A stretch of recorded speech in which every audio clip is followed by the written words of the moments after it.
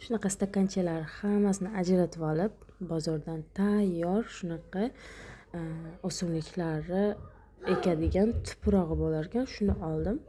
Bitta pochkasi 15 ming so'm ekan. Keyin ular ustidan suv sepib, urug'lari joylab chiqdim. Bu urug'lar 40 og'ayni qalampirining urug'lari. Shunaqa qalampirni rosa yaxshi ko'rganim uchun o'zim ekib ko'rmoqchi bo'ldim. Ustidan ozgina tuproq bilan bekitib, yana ustidan suv sepdim.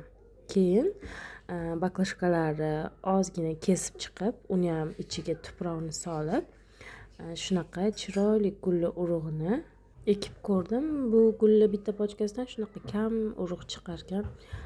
Bu gullarni har xilidan oldim. Shunaqa baklashkalarga ekib chiqdim.